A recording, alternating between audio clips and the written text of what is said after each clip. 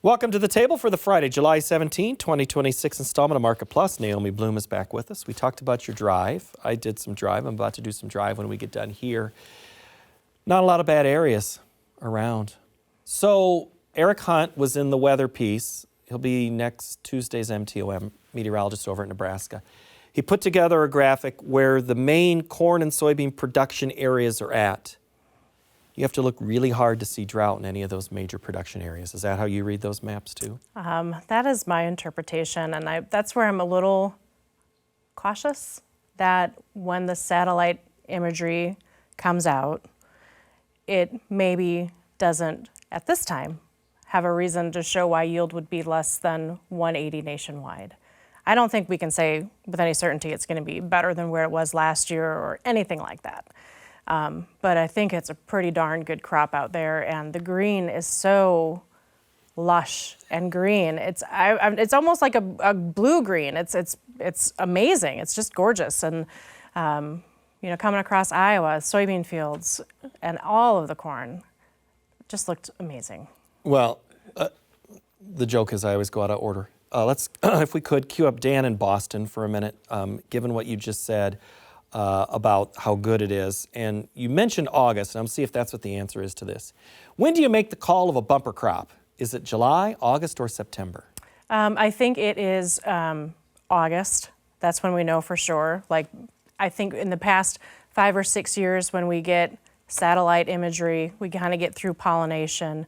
August is when we are dealt with how potentially big the crop could be. And there's been a couple times in recent history, of course, we get that number, it makes prices sink lower, the USDA confirms it on the August WASDE, and that helps to get us our harvest low, because then all of the big news is priced into the market. So what I'm just very curious to see, though, is where in the 180 area might it be? Now, again, this is based on client conversations who have said it is really good for the most part everywhere, and they've had just enough timely rains. Now, if we get into the latter part of July and these rains don't materialize, that could be something different. But for the most part, I think it's going to be a good crop. But look at the last couple of years. We were almost similar situation. Lots of crop was in good condition until July, and then August, and rain stopped. But we got through pollination fine. Mm-hmm. We're getting through pollination right now. Heat stress, but again, we just don't know. So we do need to prepare, though, right? Yep. That this yield could go higher? It could. Where's Arlen? No. Yeah. But we're really waiting for the satellite imagery. That's the bottom line here for right now. That's what the traders are waiting for.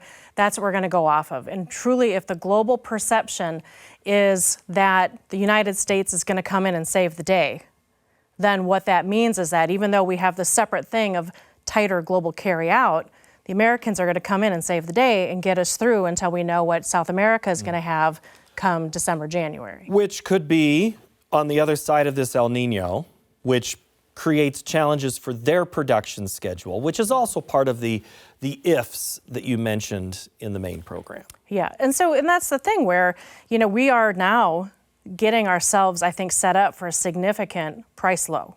I think we are making it happen right now. And so if we can get a pullback over the next couple weeks and into August, then I think that is going to be our harvest low, and it will be significant.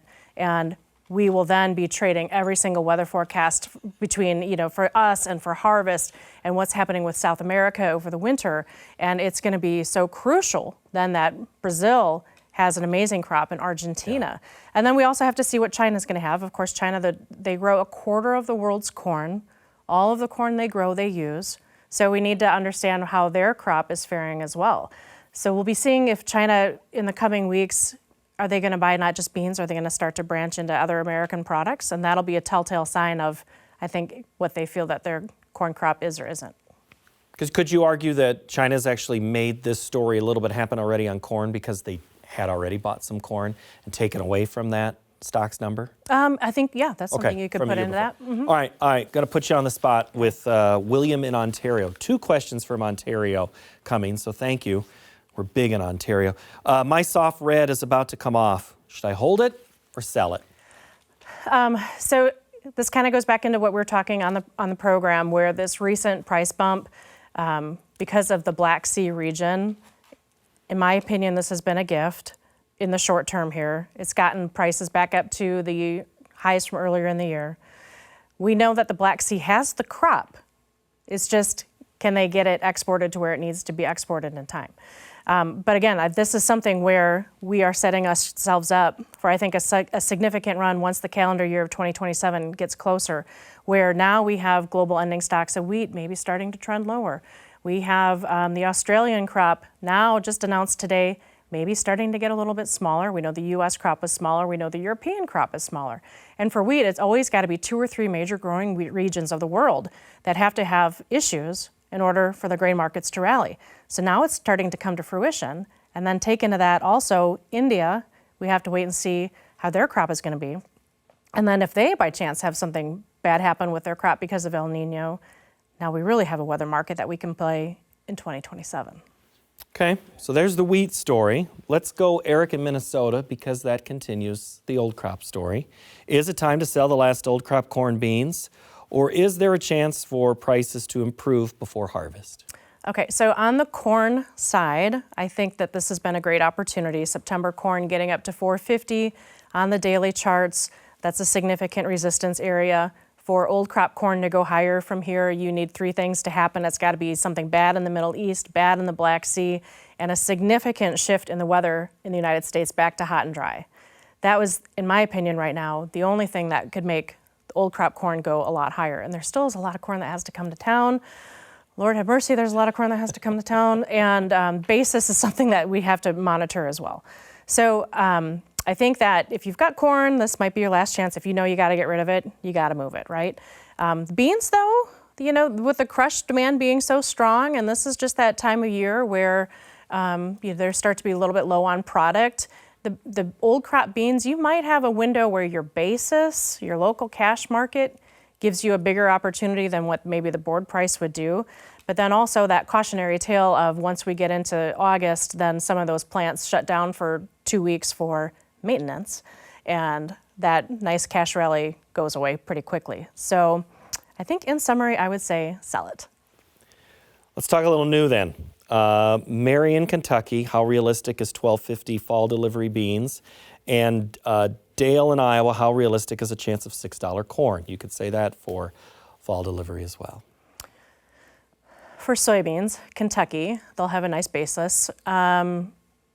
Harvest October. I would say this. If the bean market has a pullback lower, like next week, just a simple correction lower, whatever August low we have, I think is going to be significant. And part of the answer depends on how much China actually comes in and buys sooner than later, to where then you have just a quick competition to get the beans down the river, down to the Gulf, or out the P&W, right?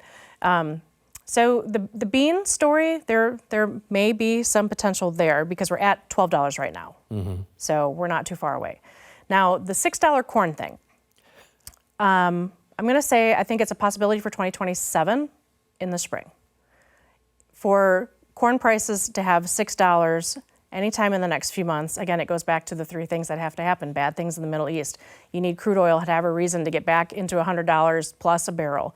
It would have to be something horrible in the Black Sea region, and you'd need to have a weather forecast in the United States that just turns the water off from now until the end of August to really make the market have a reason to think that that corn yield is going to be less than 180. So again, because the global situation is shifting, I am friendly for 2027, but we might have to wade through the weeds here in the short term. Okay. 27. All right. Phil in Ontario, our second question, our Ontario stalwart. It's hot and smoky with December corn at 462. Where does it go from here with the European crop burning up, the Russia grain transport being compromised? Are further price gains due to weather here likely, or is it a long slide into harvest time? I know you've answered this a couple of times. Does this question framing change your answer at all? No, it doesn't. Yeah. So I'm still of the opinion, that past performance is not indicative of future results, but the seasonals for corn and soybeans and Chicago wheat and Kansas wheat starting July 19th, 5 and 15-year patterns suggest a 2-week pullback for prices lower. There were only 3 out of 20 years where December corn rallied throughout the month of July, and that was 2011 and 2012. And I think even it was either 2019 or 2020, it rallied into the end of July, but then all of the gains that it had in July, it lost in August. So we'll see. We'll see what the funds want to do. We'll see what Mother Nature has to say and how all of our geopolitical friends want to make things happen or not happen this weekend. Past statements are not indicative of the future, but earlier this year, the last time you were here, you said a very similar thing, and it has held to be true at this point. I'm just saying, I'm listening very closely to what you said. Rewind it again, over and over again. Okay, we're going to do one more question. Dan in Nebraska. This one is about the dairy industry, but it also has a look to the livestock industry as a whole. With beef prices at record levels, many dairy producers are breeding more cows to beef genetics instead of raising replacement dairy heifers. How significant is this trend, and what does it mean for future milk supplies, beef supplies, and prices? And I love this question, and the flat-out answer is, I'm not sure. So it has been definitely a new trend in the dairy market, but that's been what's helping some of the dairies stay afloat with milk prices not being overly attractive. So I'm not sure how it plays out. I'm really not. I'm curious as much as he is too. So we shall see. But right now, again, the theme in the dairy complex is that in general, there are more cows milking right now. We have amazing production.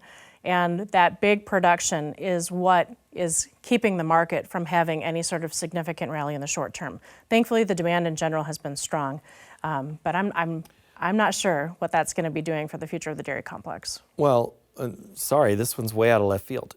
Is the age of the production herd a concern that we have to think about here, given there's been a lot of replacement heifers sold somewhere else and not held back on the barn? I mean, the replacement side of this story could be bullish long term. Yep, I hadn't thought about that. But that is not inaccurate. So and that's just kind of going to part of Dan's question here, I think. So I think that'll be the big question mark where the next time I'm on the show in October, I'll hopefully have a better answer. There you go. I wasn't trying to blindside you with anything, but it kind of came out of what you said. I thought I should ask it. Yeah, no, we'll find out. I'm on it. I'll be ready for October. Very good. Naomi Blohm, everybody. We'll see you soon. Thank you very much for all your time. Thank you. Naomi Blohm, next week we're going to look at the challenge facing the livestock industry in these times of prices. They've been high. We'll see how they look next week when we ask Don Rose. Thanks for joining us. Have a great week.